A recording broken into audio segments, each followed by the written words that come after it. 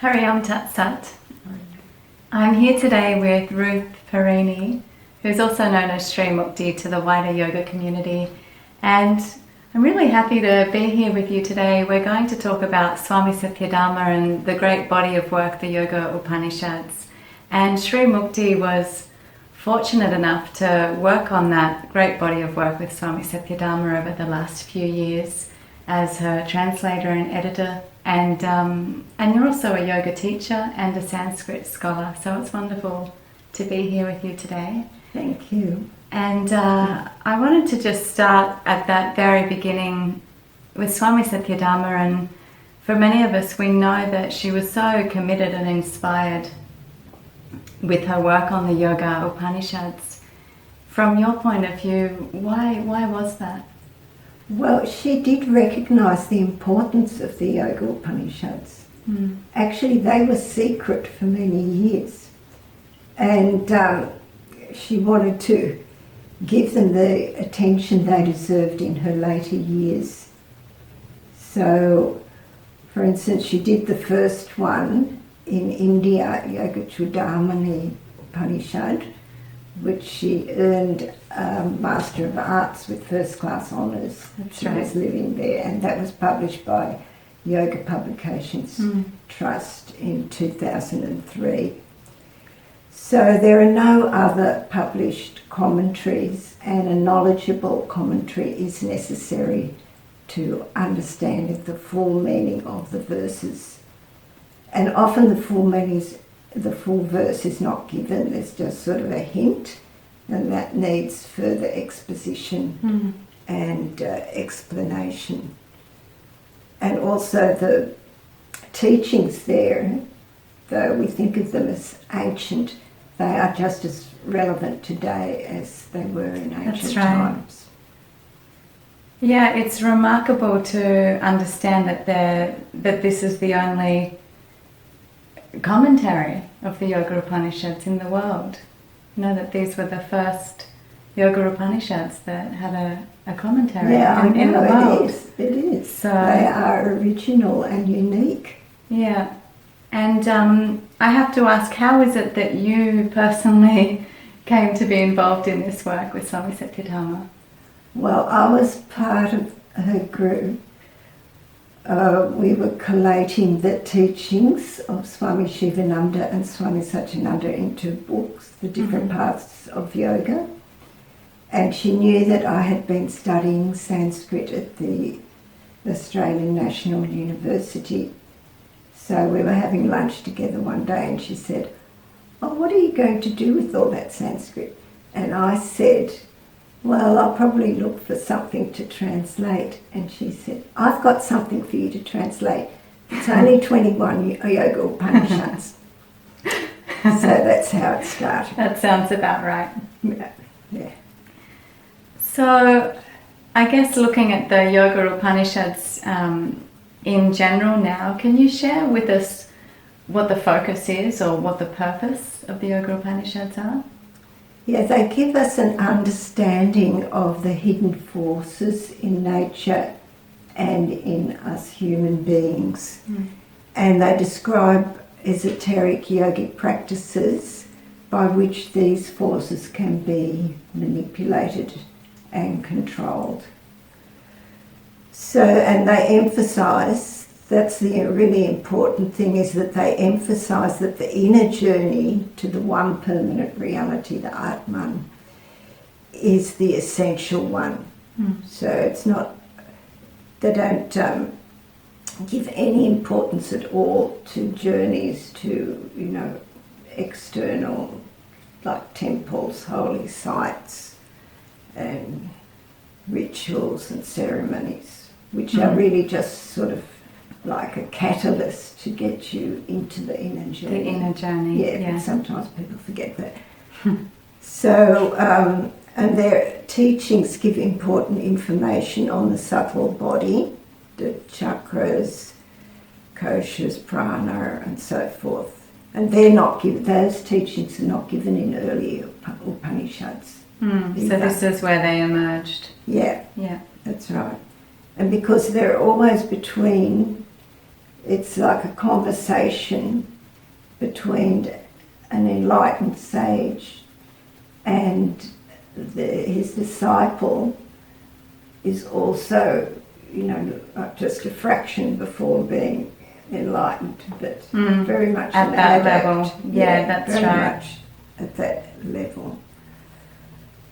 Do you if we look at today's times, what is your interpretation of the relevance? How do you feel that the Yoga Upanishads are relevant to people today? Well, because on one level, we're just not aware of these inner forces are moving and acting on us all the time, but we're just not aware of them. It's like the gross body. We all, universe, all humans, all over the world, past, present, future, have the same body, right? The same organs, the same limbs, and so on.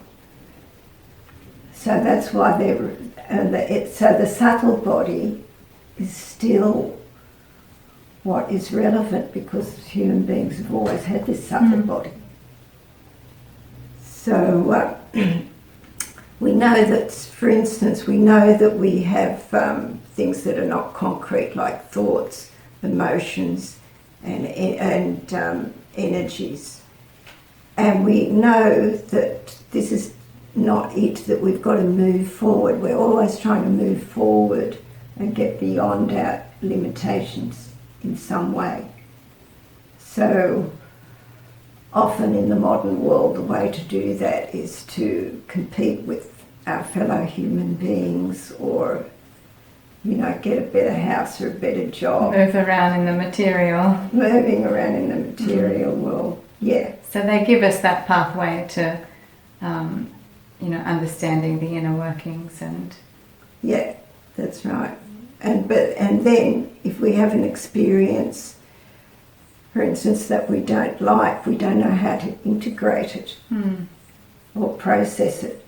So we might go to a therapist, pay a lot of money and hope it'll go away, or we can indulge in retail therapy or, something like that.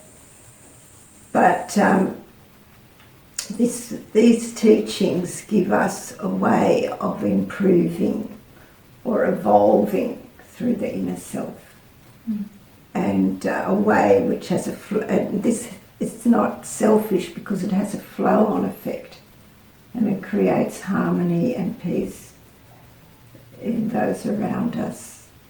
Yeah. Can I ask a question, I suppose, a little bit more historical? For many of us that have come to study yoga and the origins, the root of yoga, we've come into contact with, the tantric texts and the Vedanta texts. Where do the Yoga Upanishads fit in? Were they part of that ancient oral tradition carried forward, or, was there a certain time when they were compiled? Well, orally, would have been from, we don't know what time. I mean, the Vedas, they used to say the Vedas were originated from about, first was 2000 before the Common Era, and then someone said 4000, now it's 6000. So we don't really know when these things evolved, but it says they were codified, the Yoga Upanishads, between 900 and 1250. Codified, yeah. But obviously much more ancient than that, most likely, with the practices. But of course they came later than the Vedic, the beginning of the Vedic era, because they emerged at a time when Vedic and Tantric cultures were coming together to share their knowledge. The wise ones from each culture came down, so let's sit together, let's not fight all this time, let's sit together, dialogue, and see how we can combine the teachings for the benefit of humanity. And of course, in those days, we didn't have those big educational institutions we have today. We didn't have a printing press, so all teachings, however mundane or spiritual, were transmitted orally. Can I ask you, we come into contact with so many of the different systems of yoga and the different traditions and lineages. When we're looking at the text of Yoga Chudamani, is there a particular system that you can highlight that the text relates to? Yeah, well, it includes practices from Kundalini Yoga, Hatha Yoga and Tantra. And the goal of all is Vedanta, which is the end or conclusion of the Vedas, knowing or experiencing our true nature, which is the state of being one with pure consciousness, the source from which we all come. And Tantra means expansion and liberation of energy, so that means you're not constrained into the little self. You're expanding on all levels. And Kundalini Yoga includes tantric practices to awaken the pranas, the nadis, chakras, and Kundalini, which is the dormant spiritual force. Anyway, Hatha Yoga was originally regarded just as a purification system. Right. Yeah, but because whereas Kundalini was more an esoteric system, which involved awakening latent psychic energies, and they could only be practiced by adepts. But gradually over time, these practices became part of Hatha Yoga because of their physical nature. So that's quite a lot when when you mention that the text is drawing on Kundalini Yoga, drawing on Hatha, Tantra, the end goal being Vedanta. What is in your opinion, the specific focus of this Upanishad? Of this one, it's for, it indicates a process of self-evolution through these practices. And that's why it is actually Chudamani. So Chuda means That's a crown. good place to start. Yeah, what's the definition of the meaning? Chuda means crown, and mani means jewel. Jewel. So The that crown can be jewel. interpreted as, the best, the most enlightening teachers. And also could refer to Sahasrara, the crown chakra, through which the cosmic consciousness has entered the body. So that's why.